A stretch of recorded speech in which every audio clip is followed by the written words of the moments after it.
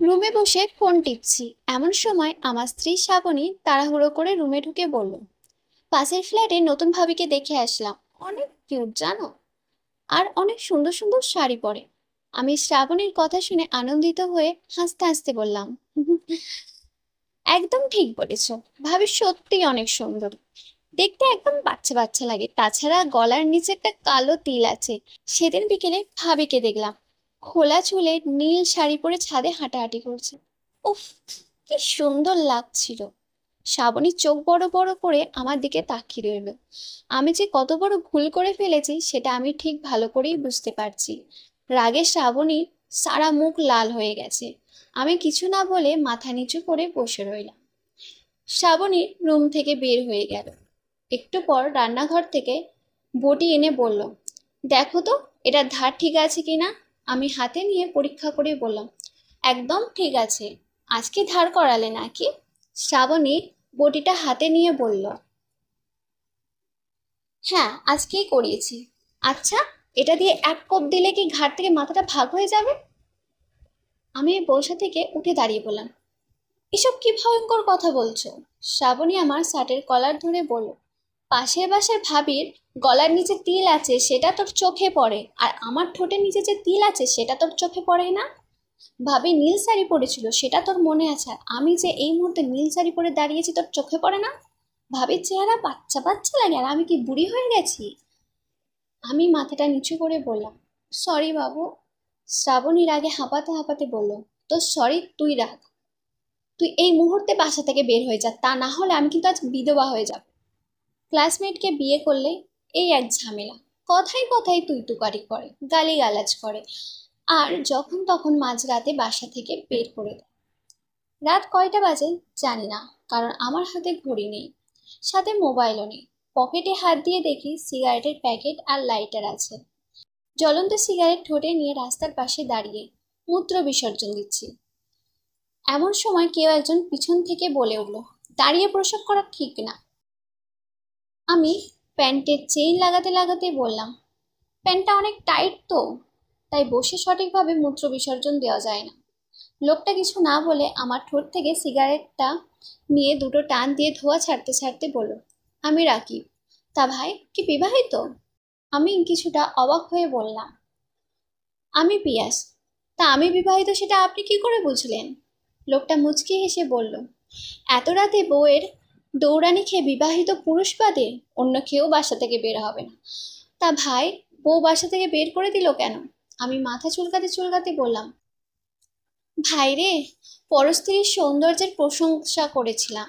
আমার কথা শুনে লোকটা বলল, আপনারটা না হয় মেনে নেওয়া যায়, কারণ কোনো স্ত্রী স্বামীর মুখ থেকে অন্য নারীর সৌন্দর্যের কথা সহ্য করতে পারে না, কিন্তু আমাকে তো একটা ছোট কারণেই বাসা থেকে বের করে দিয়েছে।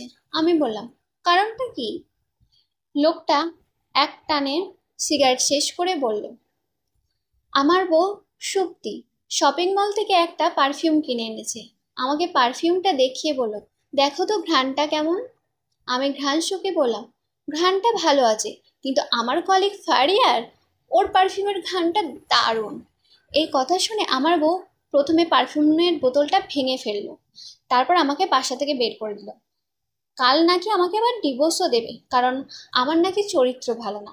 আমি নাকি কলিগের শরীরের ঘ্রাণ শুকে শুকে বেড়াই। এমন সময় খেয়াল করলাম হাফ প্যান্ট পরা খালি গায়ে একটা লোক এদিক ওদিক উকিঝুঁকি মারছে। আমাদের দেখতে পেয়ে দৌড়ে আমাদের কাছে এসে বলল, ভাই, আপনারা কি কেউ স্যান্ডো পরেছেন? আমি বললাম, হ্যাঁ আমি পরেছি, কিন্তু কেন? লোকটা বলল, তাহলে ভাই আপনার শার্টটা আমাকে দেন, কোনো রকম ভাবে লজ্জাটা নিবারণ করি, তারপর সব বলছি। আমি শার্টটা খুলে দিতেই উনি কোমরে পেঁচিয়ে পড়লেন। তারপর আমার দিকে তাকিয়ে বলেন, আমি মামুন। তা ভাই, আপনারা কি বিবাহিত? আমি আর রাকিব ভাই মুচকি হেসে বললাম, জি ভাই। তা আপনাকে বাসা থেকে বের করে দেওয়ার কারণ? মামুন ভাই একটা দীর্ঘশ্বাস ছেড়ে বলল, আমার বিয়ে হয়েছে 2 বছর হলো, কিন্তু এখনো সন্তানের বাবা হতে পারলাম। সন্তানের বাবা হব কিভাবে? সপ্তাহে 7 দিনের মধ্যে 4 দিনই বউ আমাকে বাসা থেকে বের করে দেয়। 2 দিন বউয়ের মাথা ব্যথা থাকে, আর একদিন শাশুড়ি বাসায় আসে। আর বউ শাশুড়ির সাথে ঘুমায়। আজ মা আমার বউকে বলল 1 বছরের ভিতর যদি নাতি নাতনির মুখ দেখতে পারে তাহলে মা তার সমস্ত গয়না আমার বউকে দিয়ে দিবে। বউ নিজের ইচ্ছেতেই আমার কাছে ডাকলো। অন্তিম মুহূর্তে আবেগে বউকে বলে ফেলাম, I love you Riya, I love you so much. কিন্তু আমার বউয়ের নাম ছিল অবন্তী। বউ প্রথমে আমাকে ধাক্কা দিয়ে খাট থেকে ফেলে দিল, তারপর একের পর এক প্রশ্ন করতে লাগলো, রিয়া কে? তাই বাধ্য হয়ে সব বললাম। রিয়া আমার এক্স গার্লফ্রেন্ড ছিল, আর ওর সাথে একবার মনের ভুলে শারীরিক সম্পর্ক করে ফেলেছিলাম। আর এই কথা শুনে বউ সোজা বাসা থেকে বের করে দিল। প্যান্ট পরার সময় পর্যন্ত দেয়নি। রাতের অন্ধকার কেটে আস্তে আস্তে আলো ফুটতে লাগলো।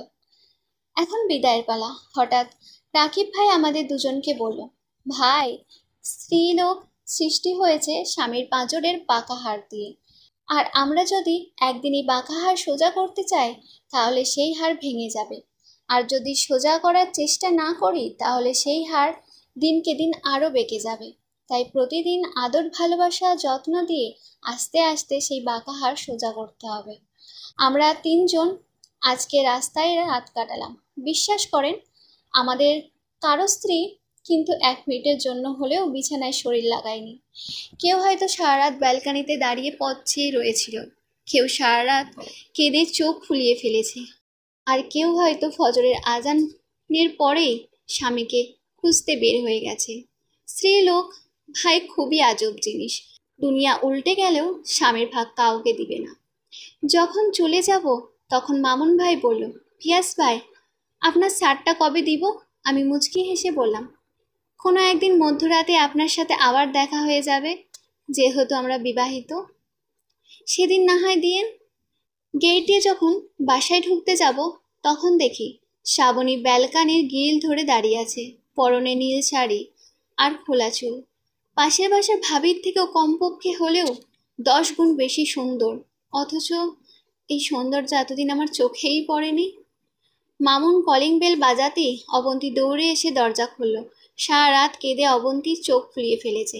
মামুনকে জড়িয়ে ধরে অবন্তী বলল, আর যদি কখনো রিয়ার নাম শুনেছি তাহলে কিন্তু খুন করে ফেলবো তোমার। রাকিবকে দেখেই শুক্তি অন্যদিকে হাঁটা শুরু করলো। রাকিব শুক্তিকে বলল, তুমি কি আমায় খুঁজতেছিলে? শুক্তি অন্যদিকে তাকিয়ে বলল, তোমার মতো একটা ফাজিলকে খুঁজতে আমার বইয়েই গেছে। একটু মোটা হয়ে যাচ্ছি দেখে রাস্তায় হাঁটাহাঁটি করছি।